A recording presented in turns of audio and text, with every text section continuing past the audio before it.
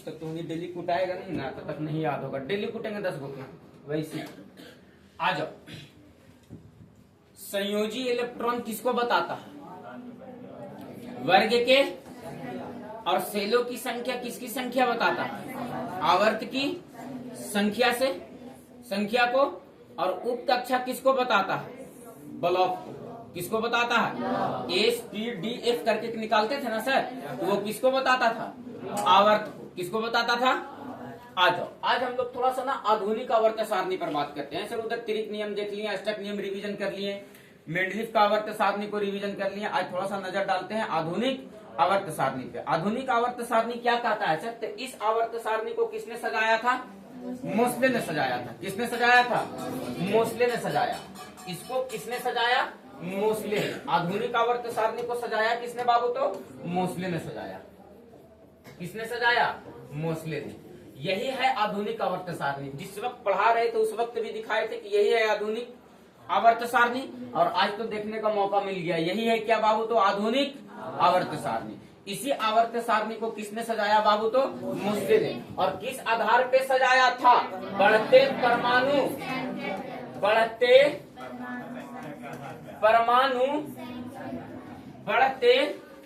परमाणु संख्या के अनुसार। किसके अनुसार सजाया? बढ़ते परमाणु संख्या के अनुसार। और उन्होंने क्या कहा था कि इसका भौतिक तथा रासायनिक गुण, भौतिक तथा रासायनिक गुण की व्याख्या जो होगा, भौतिक तथा रासायनिक गुण की व्याख्या जो होगा वो बढ़ते परमाणु संख्या के अनुसार होगा। किसके अनुसार होगा? बढ़ते परमाणु संख्या के अनुसार होगा।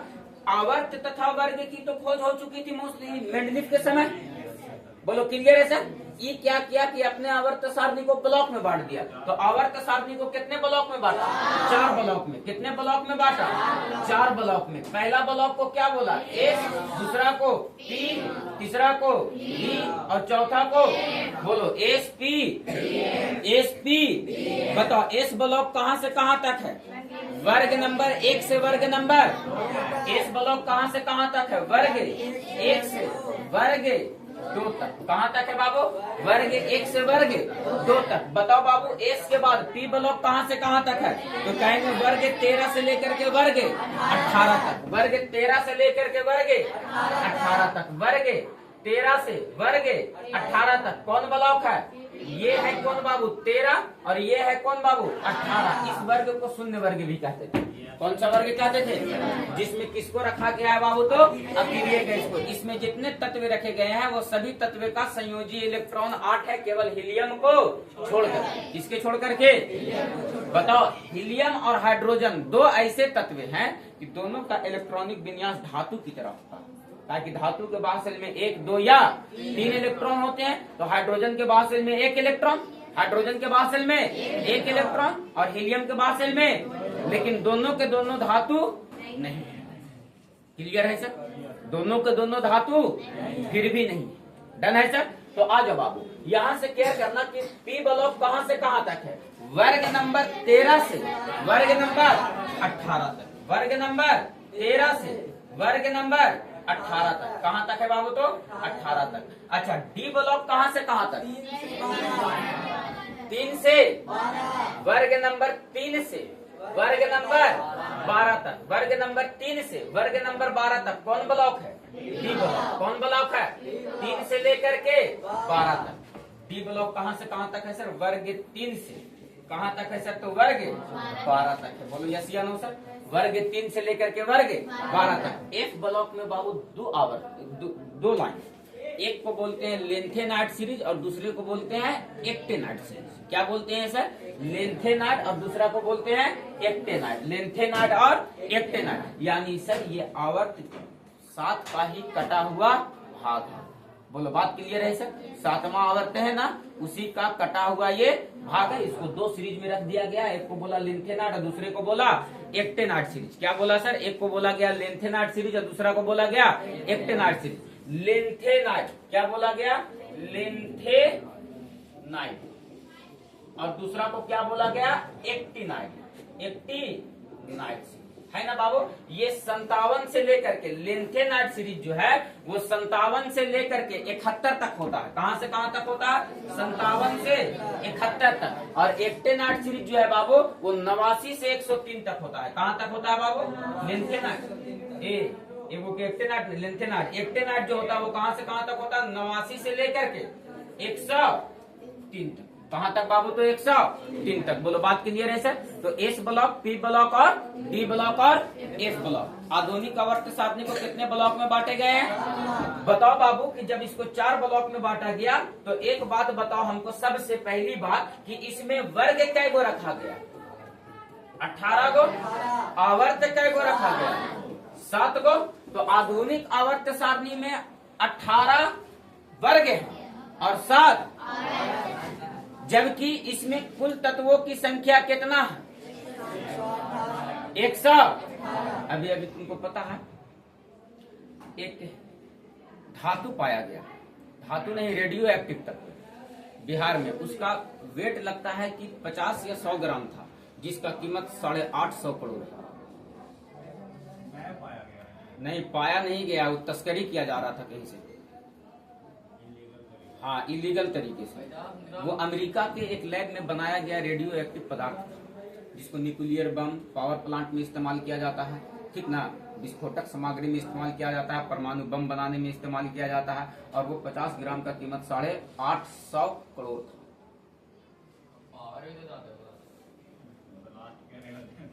तुम लोग उसको छोड़ दो, हम एक दिन बता रहे थे ना यूरेनियम के बारे में। इतना बड़ा 1 केजी यूरेनियम को अगर जलाओगे तो कितना हीट दे सकता है? 30 लाख ट्रक का कोयला जलाएंगे जितना, और जितना टेम्परेचर देगा उतना 1 केजी यूरेनियम अकेले दे सकता है। आप इमेजिन कर लो, उससे भी ज्यादा एक औसतन बोले हैं 1 केजी यूरेनियम उतना उष्मा दे सकता है, उतना हीट दे सकता है। ऐसा ही नहीं, ये सब बहुत कीमती कीमती धातु। इमेजिन करो 10 ट्रक कोयला जलाएंगे तो कितना हीट दे देगा? 10 को भट्टा से ज्यादा फूका जाएगा रे, बड़का बड़का। बोलो। और सोचो, मतलब ओकरा ला 2 ग्राम यूरेनियम चाहिए, भट्टा फूटेला।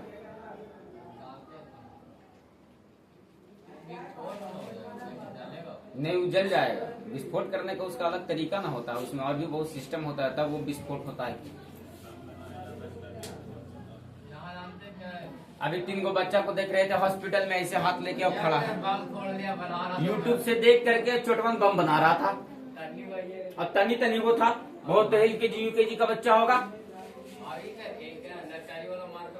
हाँ, अब सोचे, इमेजिन करो, यूट्यूब से देख के बम बना रहा था, बना लिया था, फट गया, थोड़ा सा मिस्टेक हुआ। अब तीनों हाथ टांग ले ऐसे हॉस्पिटल पहुंचा ले, बना भी लिया, फट गया बनाते बनाते। गजब।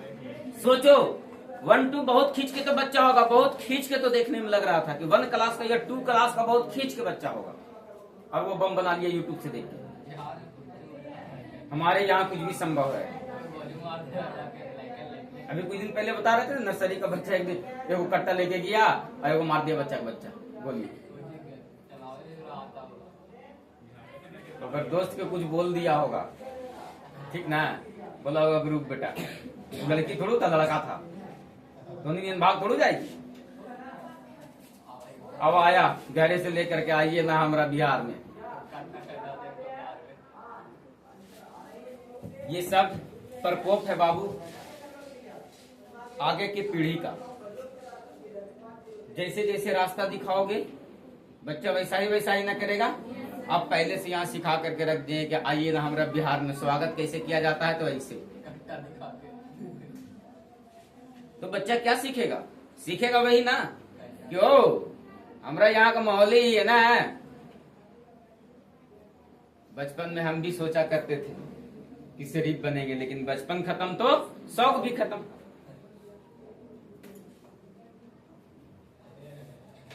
वही बच्चा डायलॉग देगा बड़ा चल करके, काहे कि उसको सिखाया जा रहा है वैसा ही। हमारा समाज वैसा उस तरह से ढल गया है उधर।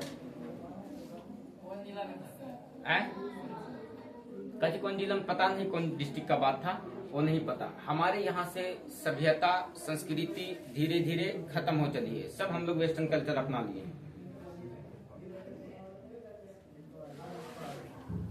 सब कुछ थोड़ा ही बचा हुआ है, जो कुछ लोग बचाए हुए हैं। कल एक टीचर थे, वो बता रहे थे कि जीवन में अभी तक हम टी शर्ट नहीं पहने, क्योंकि हम अपने सभ्यता और संस्कृति के साथ खिलवाड़ नहीं करते। ऐसा हम नहीं कह रहे हैं, कोई कह रहे थे तो हम सुन रहे थे। बिल्कुल बात भी सही है, लेकिन हम लोग उस लेवल तक नहीं सोच पाते हैं। जो सभ्यता और संस्कृति बचाने के लिए तैयार है वो उस लेवल तक का सोचता है। हमारे यहाँ के बच्चे तो, या आजकल के बच्चे तो, या हम लोग के जनरेशन के बच्चे तो जाते हैं, नया फैशन दिखाओ, नया फैशन। कुछ नया नहीं है यार, जाके दुकानियों में कहिए नहीं, अरे कुछ नया दिखाओ, कुछ यूनिक दिखाओ। बाप रे बाप, कौन ले विदेश से अभी उतर ले, कौन फैशन बताओ। नहीं बच पाएगा, हम लोग भी नहीं। अगला हरवा जैसे जैसे चलेगा, पिछला हरवा भी वैसी चलेगा। दिक्कत है ना, बहुत दिक्कत है। आ जाओ, हम उस देश के निवासी हैं। देखो कोई बैठे हुए यहाँ पर बच्चा या बच्चियां दिल पे नहीं लेगा। हम उस देश के निवासी हैं जहाँ एक गुड़िया भी बिना दुपट्टा का नहीं बिकता। वो सभ्यता और वो संस्कृति बचाने के लिए हम लोग तैयार थे और बचा करके वर्षों रखे। नारी को यहाँ हमारे देश में पूजनीय नजरिया से देखा जाता है। सबसे ज्यादा फैशन और खनिये पर सवार है ना? यस सर, हम लोग तो आगे होंगे ही सर। आ जाओ, ध्यान देना बाबू। तो बताओ वर्ग नंबर 18 और आवर्त नंबर कितना है? क्योंकि मेंडलीव जिस आवर्त सारणी को सजा रहा था उस समय ज्ञात तत्वों की संख्या लगभग कितना थी? 63 थी। पहले कितना थी? और इसमें ज्ञात तत्वों की संख्या कितना है? लगभग 114 है सर, या 118 कहेंगे सर। एनसीईआरटी अभी भी कितना लिखता है? 114 ही तत्व लिखता है सर। बोलो बात क्लियर है? तो बताओ उस समय के तत्वों से ज्यादा इस समय तत्व है सर। इसीलिए मेंडलीव के आवर्त सारणी को कौन सा आवर्त सारणी कहा गया था? लघु आवर्त सारणी। और इसमें तत्वों की संख्या ज्यादा हो गया, आवर्त और वर्ग की संख्या ज्यादा होगी, इसलिए इसको कौन सा आवर्त सारणी कहा गया? दीर्घ आवर्त सारणी। बोलो बात क्लियर है सर? बोलो तो मोसले को आवर्त सारणी को कौन सा आवर्त सारणी कहा जाता है? दीर्घ आवर्त सारणी। जबकि मेंडलीव के आवर्त सारणी को कौन सा आवर्त सारणी कहा जाता है? मोसले के आवर्त सारणी को, देखो रिवीजन करने का मतलब रिवीजन करते चलो बाबू। मोसले के आवर्त सारणी को कौन सा आवर्त सारणी कहते हैं? दीर्घ आवर्त सारणी। कौन सा आवर्त सारणी कहते हैं? लेकिन मेंडलीव के आवर्त सारणी को कौन सा आवर्त सारणी कहते हैं? मेंडलीव के आवर्त सारणी को कौन सा आवर्त सारणी कहते हैं? लघु आवर्त सारणी। केयर करो बाबू, मोसले को आवर्त सारणी का पिता कहा, आधुनिक आवर्त सारणी का पिता कहा जाता है। क्या कहा जाता है? आधुनिक आवर्त सारणी का पिता। किसको कहा जाता है? किसको कहा जाता है? लेकिन आवर्त सारणी का पिता अगर पूछे बाबू तो किसको कहा जाता है? केवल आवर्त सारणी का पिता पूछे, आवर्त सारणी का पिता, तब किसको कहेंगे बाबू? मेंडलीव को, क्योंकि इसने आवर्त और वर्ग की खोज कर दी थी। तो बताओ आधुनिक आवर्त सारणी में कितने block? S P D F, S P D F, S P D F. और बताओ बाबू कि वर्ग कै गो इसमें? वर्ग कै गो? वर्ग नंबर 1 वाले धातु को क्या कहते हैं? क्या कहते हैं? क्षारीय धातु। 2 वाले को क्षारीय मृदा धातु। आ जाओ यहाँ, इसको बाबू कौन सा परिवार? इसको हाइड्रोजन समूह कहते हैं। वर्ग नंबर 17 वालों को क्या कहते हैं? हाइड्रोजन समूह। हाइड्रोजन, क्योंकि इसके जितने भी तत्व हैं वो अभिक्रिया करके हाइलाइट बनाते हैं। क्या बनाते हैं सर? क्या बनाते हैं बताओ? इसलिए इसको कौन सा समूह कहा जाता है? और ये कौन सा है सर? तो शून्य वर्ग है। कौन सा वर्ग है? जिसमें अक्रिय गैस को रखा गया है, जिसमें अक्रिय गैस को रखा गया है। इस सभी तत्व के बाटम शेल में कितने इलेक्ट्रॉन होते हैं? जिसमें से केवल एक वो अपवाद है सर। वो कौन सा है सर? तो वो कौन सा है? हीलियम। क्योंकि इसका इलेक्ट्रॉनिक विन्यास करते हैं सर तो इसके परमाणु संख्या 2 होता है। तो बाटम शेल में 8 इलेक्ट्रॉन बेचारा लाएगा कहां से? क्लियर है? बोलो मैटर डन है सर। अब देखो कल हम लोग बारी बारी से बाबू हम लोग इस पर चर्चा करेंगे, हाइड्रोजन पे, लिथियम पे, सोडियम पे, पोटेशियम पे, रुबिडियम पे, सीजियम पे, फ्रांसियम पे। बोलो यस या नो सर। वर्ग नंबर 1, वर्ग नंबर 2, 2 2 3 3 वर्ग करके रोज निपटा देंगे रिवीजन क्लास में, तो बताओ हो जाएगा सर। बोलो क्लियर है सर। आपसे आवर्त सारणी को फिर से पढ़ करके आने के लिए बोला जाता है, अगले दिन फिर से पढ़ करके आइएगा, वरना मार के एकदम धुना धुनी हो जाएगा। एकरा में कोई राय दुआय नहीं किया जाएगा बाबू। हम इतना रिवीजन कराने के बाद भी बच्चा याद नहीं करेगा, संस्थान से बाहर निकाल देंगे। खुला धमकी है, केकरो एगो पैरवी एगो बात नहीं सुनेंगे कि सर अब बच्चा कहाँ जाएगा, कहाँ जाएगा तो कहा हमरे जगह करके ढनमनी आएगा, पढ़ो नहीं करेगा, माथा कुटाएगा। बताओ कई मरतबा हम ऐसे ऐसे चीजों को रिवीजन किए हैं। अब कोई बच्चा से 5 गो धातु का नाम पूछ दे, ना बतावे तो ना लगे कि उठा के पटक दियो कि फरफरा जाए एकदम। सोचो कई मरतबा पूरा धातु धातु, मेटल नॉन मेटल पूरा खत्म हो गया है ना। 9th क्लास से शायद चल रहा होगा, 5 गो धातु का नाम पूछे, छोटवा से नहीं बताया, और झुल्फी देखो ने कितने बरगो रख ले है। सुधार लो बेटा, हालत अभी भी वक्त है, नहीं तो झुल्फिए संभालते रह जाएगा ऐसे ऐसे सब दिन। बोलो डन है बाबू। बोलो अगला दिन हम लोग किस चीज को रिवीजन करेंगे सर? आवर्त को और वर्ग को। पहले बारी बारी से वर्ग को देख लेंगे। क्लियर है सर? क्लियर है सर। आवर्त और वर्ग का गुण पीछे क्लास में हम लोग देख लिए हैं। बोलो डन है। चलो तो हम लोग मैथ में क्या पढ़ रहे थे, तो पहले बताओ।